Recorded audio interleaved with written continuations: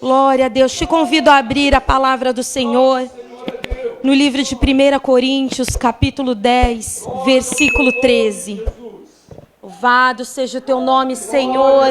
Dadas ao Senhor. Obrigada, Senhor. Glória a Deus. 1 Coríntios, capítulo 10, apenas o versículo 13, diz assim: Não sobreveio a vocês tentação que não fosse comum aos homens. E Deus é fiel. Ele não permitirá que vocês sejam tentados além do que podem suportar. Mas, quando forem tentados, Ele mesmo providenciará um escape para que o possam suportar. Começo de ano, eu sou assim, começo de ano, vida nova. Tem mais 365 dias para tentar fazer alguma coisa dar certo. A gente faz planos. Estou falando a gente, mas sou eu, tá? Se encaixar em você. A gente faz planos, nós temos desejos, nós temos objetivos, traçamos metas. E às vezes a gente não conta com algumas pedras no nosso caminho, não é mesmo? Com algumas intercorrências, alguns saltos que a gente tem que dar. Outros momentos em que temos que parar a nossa caminhada e ajoelhar e orar. Nesse capítulo, o apóstolo Paulo, ele relata, e a minha Bíblia, ela traz um título em cada capítulo. E esse capítulo, capítulo 10, na minha Bíblia, que é a NVI, versão NVI, ela diz assim: exemplos da história de Israel. Às vezes nós buscamos exemplos para a nossa vida. Exemplos de pessoas que já são bem-sucedidas naquilo em que nós, de repente, estamos almejando alcançar. Maneiras de fazer, objetivos a ser traçados, nós procuramos exemplos. E aqui o apóstolo Paulo dá exemplos da história de Israel, de uma vida cristã. E no versículo 3 e 4... ele diz assim: o povo, assim como Moisés, comeram e beberam do mesmo alimento espiritual. Está dizendo lá no começo, lá no deserto. Todo o povo que saiu do Egito, eles comeram e beberam do mesmo alimento. Beberam da mesma água que saía, que vazava, que brotava da rocha. Comeram do maná que caiu do céu, das codornizes que o Senhor mandou. Todos eles comeram e beberam, a palavra diz. Isso está aqui no capítulo 10, versículo 3 e 4. Mas diz assim o versículo 5: contudo, Deus não se agradou da maioria deles. E aí eu listei aqui, 5 coisas em que o povo fez e que Deus não se agradou. Para que a gente tome isso como exemplo de o que não fazer, do que se desviar, do que resistir. No versículo diz, não cobiçarás coisas más.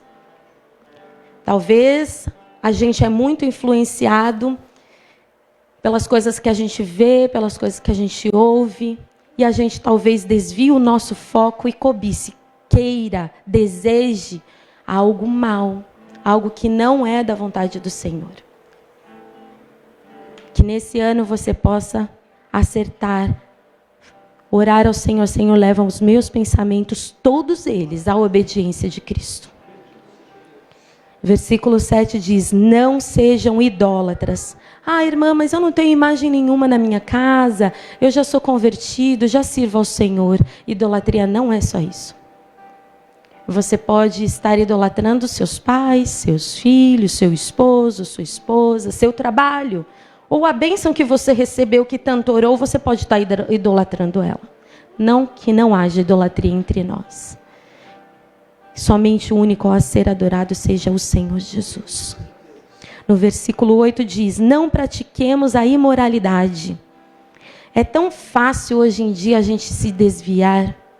Sentar em rodas em que falem mal do Senhor, ou simplesmente aborreçam ao Senhor, por piadas, por memes, por qualquer outra coisa, em que se desviem da vontade de Deus. Mas você é muito careta. Sim, Glória a Deus por isso.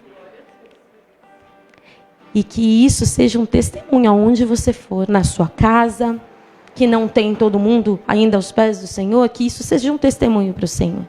Porque na hora da dificuldade, é para as pessoas que se recusam a sentar, a fazer, a participar dessa imoralidade social, sexual. É para essas pessoas. São essas pessoas que são procuradas quando as outras pessoas passam por dificuldades, para buscar uma palavra de orientação, para buscar uma oração. Que você não pratique a imoralidade, que nós não pratiquemos a imoralidade nesse ano. No versículo 9 diz, não colocar Deus à prova.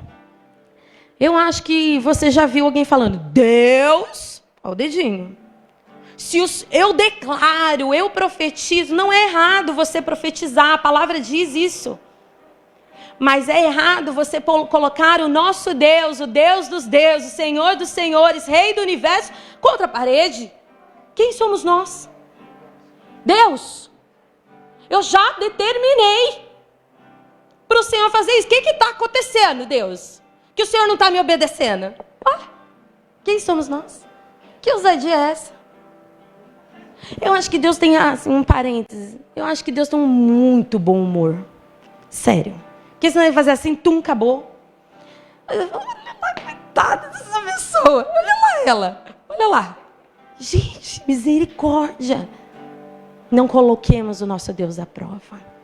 E sim, nós nos dobremos diante dele, reconhecendo a sua majestade, o seu poder. Em nome de Jesus. E no versículo 10, o que para mim é o mais difícil, pessoalmente. Não se queixem. Ai, essa pegou, não pegou? Para mim pegou, no calcanhar.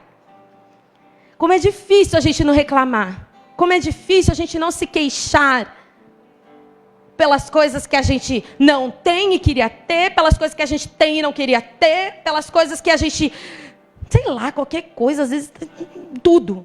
Pelo calor, pelo frio, a chuva. É difícil demais não reclamar, irmãos. Às vezes até no Facebook, no Instagram, a gente vai e reclama. Né? Nos memes. A mulherada sabe qual que eu estou falando. Mas que esse ano o Senhor possa renovar em nós. Trazer à nossa memória aquilo que nos dá esperança. Possamos fechar mais a nossa boca para reclamar e abrir mais a nossa boca para sermos gratos ao Senhor. Glorificar ao nome do Senhor. E nesse versículo em que lemos, na parte B dele, diz, mas quando forem tentados, o que diz? Mas quando, não disse esse, diz, mas e quando, quer dizer que vai rolar. Vai acontecer. Ele mesmo. Quem é Ele? O Senhor dos Senhores. Aquele que acalma a tempestade. Aquele que aquieta o mar. Aquele que faz a fornalha ficar sem... O fogo ficar sem queimar. Aquele que fecha a boca dos leões. É Ele. Não sou eu, não sou vocês. Ele mesmo, aleluia, providenciará um escape para que o possam suportar,